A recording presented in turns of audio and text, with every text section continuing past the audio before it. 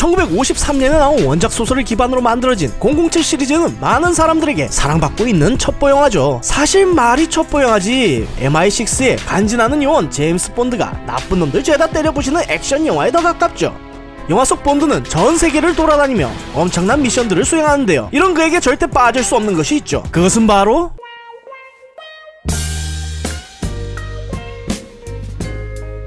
아니 뭐 이것도 바뀌긴 바뀌는데 아니 이거 말고 바로 매 시리즈마다 등장하며 최첨단의 기능을 탑재한 제임스 본드의 에마 본드카를 말하는 겁니다. 50년이 넘는 세월 동안 시리즈가 나오며 여러 명의 배우들이 제임스 본드를 연기했는데 배우만 바뀌었냐? 아니죠. 이 본드카들 역시 세월의 흐름에 따라 당대 최고의 명차들이 나와서 명장면들을 만들어냈죠. 그런데 사실 제임스 본드가 처음부터 그렇게 잘 나가는 건 아니었거든요. 이게 뭔 소리냐고요? 자, 이번 시간에 1대 제임스 본드 숀 코네리가 나온 007 영화에 등장하는 본드카들에 대한 숨겨진 이야기에 대해 한번 알아봅시다. 미국의 미사일을 마음대로 조종하려는 비밀 조직의 계획을 첩보요원 제임스 본드가 저지한다는 첫 번째 영화 007 살인번호. 사실 애초에 제작사는 이 영화를 시리즈물로 예상하고 만든 게 아니라 그저 소설 원작의 인기에 기댄 그냥 B급 저예산 단편 영화로 만들고 싶어 했습니다. 성공할지 안 할지도 모르는데 제작사에서도 일단 만들고 보자는 식이었죠. 비용을 절감하기 위해 32살 먹은 노가다 출신의 무명 배우를 주연으로 쓸 수밖에 없었는데 이게 바로 숀 코넬이었습니다. 게다가 이놈의 예산 때문에 흔히 생각하는 제임스 본드의 비밀 병기들 역시 이 영화에는 등장하지 않습니다. 아, 권총 하나는 지급해줬네요. 차량 역시 지금이야 내노라 하는 자동차 회사들이 007에 자기차 출연시키고 싶어서 안달내지만 이때 당시는 이야기가 좀 다르죠. 아니 생각해보세요. 아무 네임밸류가 없는 영화사가 만드는 영화에 어느 자동차 회사가 미쳤다고 지원해주겠어요. 결국 당시 해외 촬영지였던 자메이카의 현지인들에게 대부분의 차량을 지원받을 수밖에 없었는데 그중 하나가 바로 제임스 본드의 역사적인 첫 추격신을 만들어낸 썬빔 알파인입니다.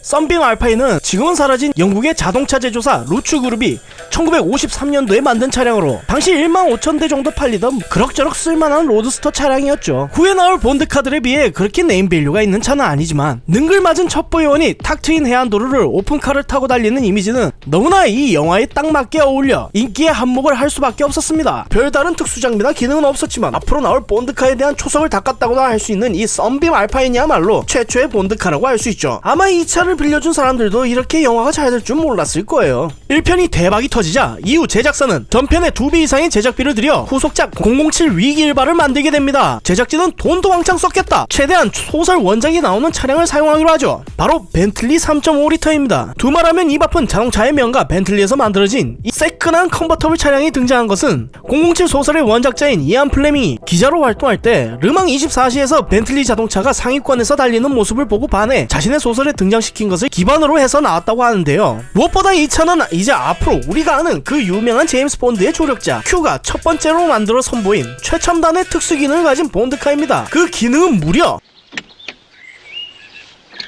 Come in, Univex. James Bond here. Over. He's been asking for you all morning. Where in the world are you, James? 네, 카폰입니다. 이게 끝이에요.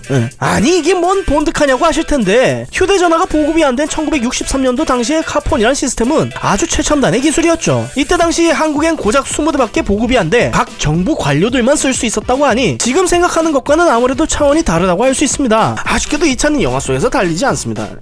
저기 그냥 끝이에요.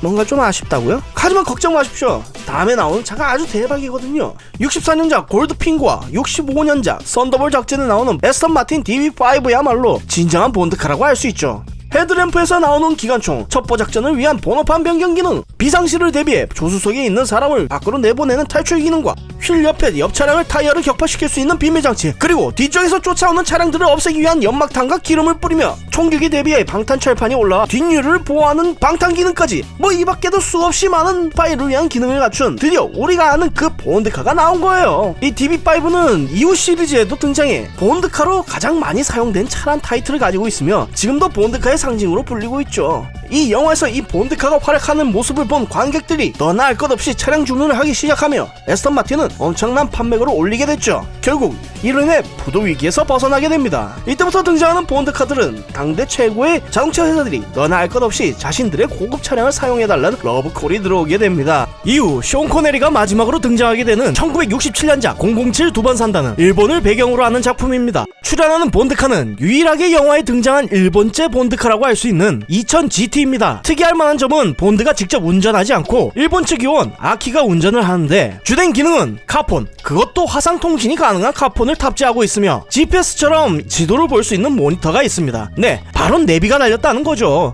이때 당시 우리나라 운전자들은 지도 전집 들고 다닐 때 이 내비게이션 시스템은 아주 혁명이라고 할 수 있었을 겁니다. 자, 2000 GT는 토요타와 야마하가 합작한 일본 최초의 슈퍼카로 불리는데 원래는 뚜껑이 있는 차지만 서양인인 쇼 코너리가 타기엔 너무나 작아서 들어가기 불편하다고 하니까 토요타 측에선 흔쾌히 뚜껑을 따버린 영화 전용의 컨버터블 모델로 개조해줬죠. 역시 사람이나 뭐나 다 성공하고 봐야 돼요. 몇 년 전에만 해도 차 하나 제대로 협찬 못 받아서 빌려 탔는데 말이죠. 아무튼 이후 쇼 코너리는 이미지 변신을 위해 다른 작품에 등장하게 되며 일대 제임스 본드 시리즈는 이렇게 마무리됩니다. B급 영화에서 세계적인 영화로 거듭난 007 시리즈는 시작은 미약했지만 이후 첩보 영화의 교과서로 불리게 됐고, 만약 이때 그저 그런 B급 영화로 남았다면 아마 우리는 지금쯤 007이 뭔지도 모르고 있지 않았을까 싶네요. 자, 다음에 나올 새로운 제임스 본드들의 본드카에는 어떤 기능들이 숨어있을지 기대해 주시길 바라며, 몰라도 상관없는 지식 몰상식, 다음 시간에 더 재미난 이야기로 찾아뵙겠습니다. 감사합니다.